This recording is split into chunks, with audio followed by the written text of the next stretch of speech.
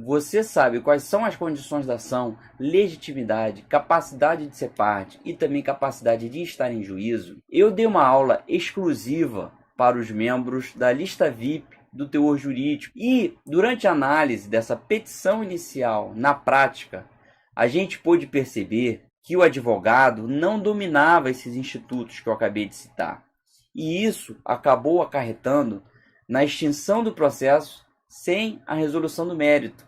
Ou seja, por um erro processual, por um erro também de erros de português, erros de direito, esse processo ele terminou sem nem mesmo o juiz analisar o pedido. E o vídeo de hoje vai ser justamente para complementar essa aula que eu dei para os membros. Então, se você for estudante de direito, for um bacharel em direito, ou advogado e também quiser assistir essa aula, basta clicar no link que está na descrição do YouTube ou lendo o QR Code que está nessa tela.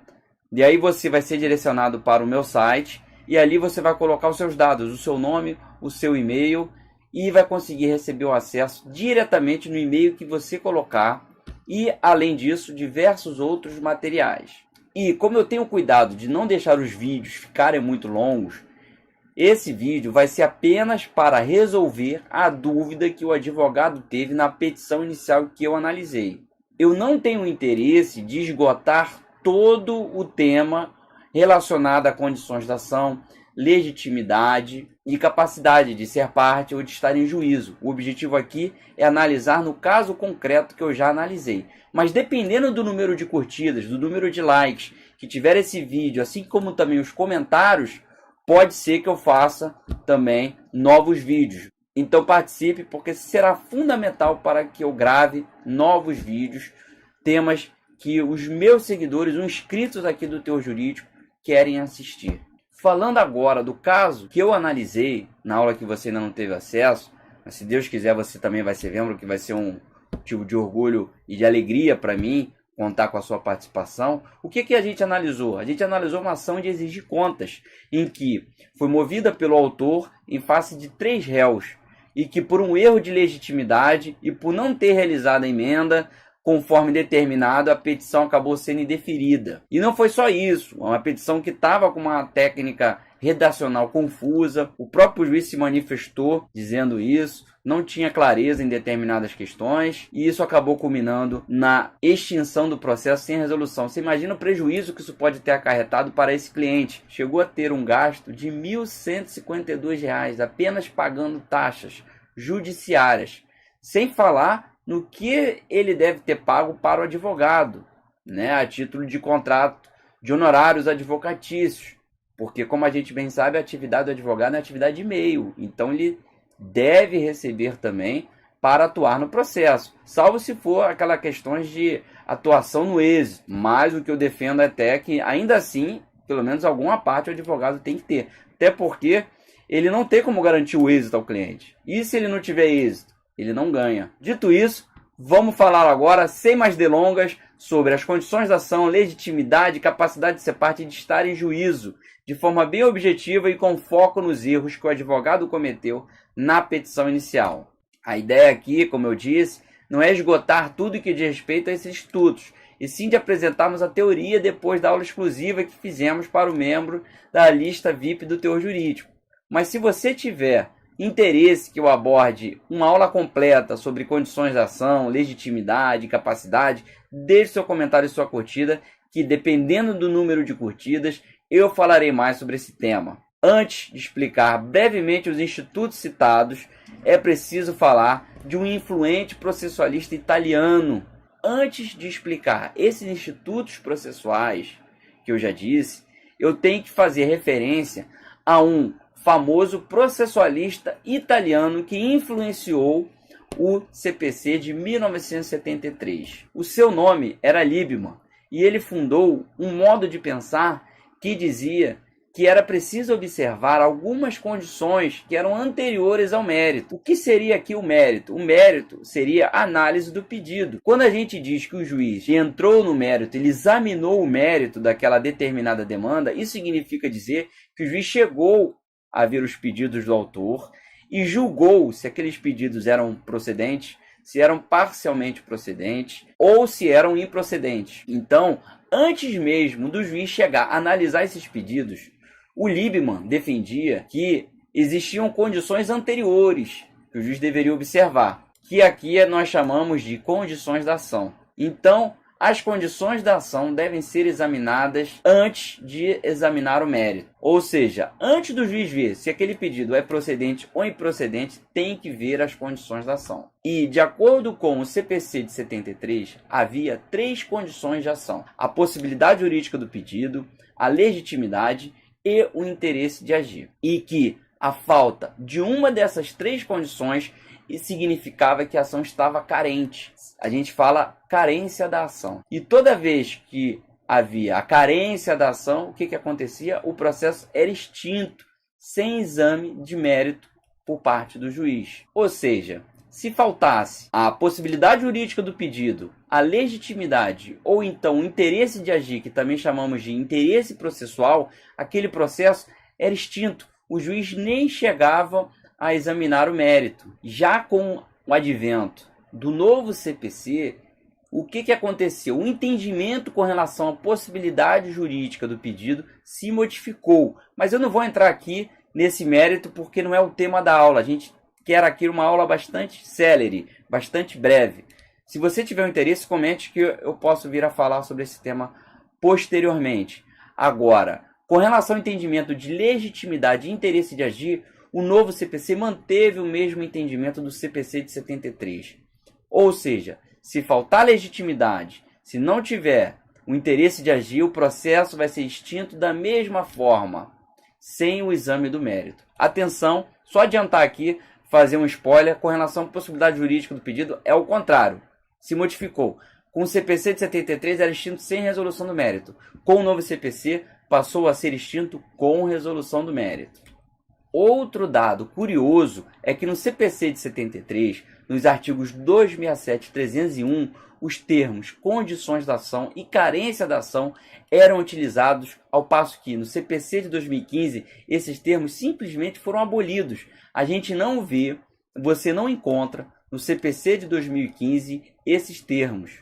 Você apenas vai encontrar os termos legitimidade ou interesse processual. A gente pode ver no artigo 17 do novo CPC, do CPC de 2015, que ele diz: para postular em juízo é necessário ter interesse e legitimidade. Já o artigo 485, inciso 6º do CPC de 2015, ele diz: o juiz não resolverá o mérito quando verificar a ausência de legitimidade ou de interesse processual. Por que é importante você saber se o processo será extinto com resolução do mérito ou será extinto sem resolução do mérito? Por conta dos seus efeitos. Por que é importante você saber quando uma ação ela é extinta com resolução do mérito ou sem exame do mérito? Porque quando não há o exame do mérito, aquela ação ela pode ser reproposta. O autor pode repropor aquela determinada demanda e vai cair para o mesmo, por dependência, para o mesmo juiz que antes havia extinto aquele processo. Por isso que é importante saber o que acontece quando um processo é extinto sem a resolução do mérito. Bom, se você é membro da lista VIP do Teor Jurídico, você viu com exclusividade que a petição inicial continha muitos erros de português e erros também de direito, que acarretou na extinção do processo sem o exame do mérito. E um dos problemas que a gente examinou foi a falta de legitimidade. Ele colocou no polo passivo pessoas que não eram legítimas para figurarem naquele polo passivo. A falta de domínio dos institutos de legitimidade e capacidade fez com que ele colocasse no polo passivo o representante de uma empresa, quando na verdade ele deveria ter colocado a própria empresa. Os legitimados passivos de uma ação de exigir contas são as pessoas que estiverem recebendo valores. E no caso que vimos, quem está recebendo o dinheiro da locação é uma empresa. O contrato de locação está no nome da empresa. Então, a locadora é a empresa, somente a empresa. Não há que se falar em pessoa física. Só que o advogado, ele optou por colocar o nome do representante da empresa em vez de colocar o nome da empresa, demonstrando assim uma dificuldade em entender a diferença entre legitimidade e capacidade. Começaremos então falando acerca da capacidade. Toda vez que você ouvir a palavra capacidade, você tem que associar a aptidão para fazer alguma coisa. Capacidade é aptidão para fazer alguma coisa. E quais são as capacidades que nós temos? A capacidade de ser parte. Então é a aptidão para a pessoa de ser parte. Capacidade para estar em juízo. É a aptidão para estar em juízo. E temos também a capacidade postulatória. São essas três capacidades que nós temos. Capacidade de ser parte, capacidade de estar em juízo, capacidade postulatória. Vamos falar apenas com análise no caso concreto. Então não falaremos aqui de capacidade postulatória. Mas lembre sempre, se tiver muito comentário, muita curtida a respeito desse tema, não tem problema nenhum em gravar uma aula. Eu só dependo da sua participação e do seu feedback dessa aula. A capacidade de ser par é a aptidão que uma pessoa tem para figurar como autor ou como réu em um processo. Todo mundo tem a capacidade para ser parte. Podem ser bebês, idosos, pessoas interditadas, pessoas jurídicas e até mesmo os entes que não possuem personalidade jurídica, como é o caso dos condomínios, massas falidas, herança vacante, herança jacente, sociedade irregular, associação irregular, espólio, ou seja, qualquer empresa pode ser parte em um processo, até mesmo a empresa irregular. A empresa pode estar regular, vai fazer parte do processo, irregular, pode fazer parte do processo. E veja, o conceito de capacidade é um conceito amplo. Isso significa que o que eu estou dizendo é que em qualquer processo a empresa pode figurar como parte. E a outra capacidade que nós temos é a capacidade de estar em juízo, que também é conhecida como capacidade processual. A capacidade para estar em juízo é uma capacidade que nem todos têm, diferentemente da capacidade de ser parte. Só quem tem a capacidade de estar em juízo são civilmente capazes, são aqueles que estão no exercício de seus direitos. É a possibilidade de você figurar como parte de um processo sem a necessidade de ser representado e nem assistido por ninguém. É quando você não precisa de um representante e nem de um assistente. Então veja bem, se você não tem representante, se você não tem assistente, isso significa que você tem capacidade para estar em juízo. Isso significa dizer que quando a lei diz que as pessoas devem ser representadas, é o mesmo que dizer que aquelas pessoas não possuem capacidade de estar em juízo, possuem apenas capacidade de serem parte. Ou seja, elas poderão figurar como parte autora, elas poderão figurar como parte ré, mas precisarão de representação e este representante, ele não é parte. Este representante, ele está atuando em nome daquele que só tem a capacidade de ser parte, não tem a capacidade de estar em juízo. Veja agora um conceito de representação. Representação, ela tem o significado de atuação jurídica em nome de outrem. Constitui verdadeira legitimação que nasce da lei ou do contrato para agir por conta de outrem. Então veja, o representante, ele não é parte. Representante não é parte. Fique atento. Ele atua em nome da parte que figurar no polo. Seja no polo ativo, seja no polo passivo. Veja o que diz o artigo 115 do Código Civil. Os poderes de representação conferem-se por lei ou pelo interessado. Ou seja, há hipóteses em que há necessidade de haver a representação por determinação da lei. Vamos a alguns exemplos. O artigo 71 do CPC 2015, ele diz que o incapaz será representado ou assistido por seus pais, por tutor ou por curador na forma da lei. O que significa? Se for absolutamente incapaz, ele deverá ser representado. Se for relativamente incapaz, ele deverá ser assistido. O que o incapaz não tem, sob hipótese alguma, é a capacidade de estar em juízo. O artigo 75 do CPC de 2015, ele também diz que serão representados em juízo ativo e passivamente. Aí elenca ali um rol que eu te convido a dar uma olhada. Mas eu já digo de antemão que no inciso 8º, a pessoa jurídica, ele diz, então serão representados em juízo ativo e passivamente a pessoa jurídica. Veja, ativa como autor, passivamente como réu a pessoa jurídica. Então, a pessoa jurídica, ela precisa ser representada. E nós já vimos que a representação não é em nome próprio. A pessoa, quando está representando alguém, seja um incapaz, seja uma pessoa jurídica, ou as demais hipóteses, os demais incisos do artigo 75, significa dizer que ela não é parte. Quem é a parte é quem está sendo representado, mas a atuação em juízo é feita pelo representante. É isso que você precisa saber. Foi essa dificuldade que o advogado teve, que culminou na extinção do processo sem o exame do mérito. Veja agora um outro exemplo. Uma criança de 3 anos, ela tem capacidade para ser parte, porque ela tem personalidade jurídica, ou seja, ela tem aptidão para ser parte. Uma criança de 3 anos, ela pode ser parte autora, ela pode ser parte ré. Ela tem aptidão para ser parte, só que ela não tem a capacidade para estar em juízo. Então ela vai precisar ser representada. E o seu representante não é parte. Quem é a parte é a criança de 3 anos. Veja a situação de uma ação de investigação de paternidade quando a criança tem 3 anos de idade e o seu suposto pai se recusa a lhe conceder a paternidade. O que acontece nessas situações? A criança, ela tem que propor uma ação de investigação de paternidade em face do suposto pai. Ela é a parte daquele processo, porque é a criança que tem aquele direito de ter a sua paternidade reconhecida. E aí o que ela faz? Ela promove a ação? Ela é a parte? Sim.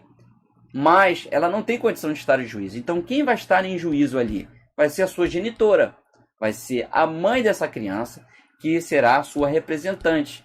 Só que a mãe da criança não é a parte do processo. A mãe da criança, como a gente viu no conceito, ela está agindo por conta de outrem. Ela está agindo em nome da criança. Aí, como é que você vai colocar na capa desse processo? Você vai colocar bebezinho de 3 meses, neste ato, representado por sua genitora Beltrana de tal. Então pronto, você quando vê isso, saiba, é o bebê que é a parte. O representante nunca vai ser a parte. Então foi isso que aconteceu na aula Petição Inicial na Prática, que eu fiz exclusivo para os membros do Teor Jurídico. É verdade que esse vídeo é muito pouco para te ensinar tudo sobre legitimidade, capacidade, condições da ação e sobre como escrever uma petição inicial de excelência. Mas eu quero te convidar a fazer a sua inscrição gratuitamente na semana da petição inicial de excelência, e assim você vai assistir às minhas aulas e também conhecer o meu treinamento, que com certeza é o mais completo, é o que melhor vai te capacitar a escrever uma petição inicial sem erros de português e nem erros técnicos de direito. Se você não estiver vendo o link na descrição, veja aqui o QR Code que está do meu lado. Basta escanear no celular que você vai ser direcionado diretamente para essa página. E aí você vai colocar os seus dados, o seu nome, o seu e-mail para receber diretamente no seu e-mail o link para essas aulas. E mais uma vez eu te convido a se inscrever aqui no canal do Teor Jurídico no YouTube, ativar o sininho. E também gostaria que você desse o seu comentário sobre o que você quer assistir nos próximos vídeos aqui do canal. Ok? Um grande abraço e até mais!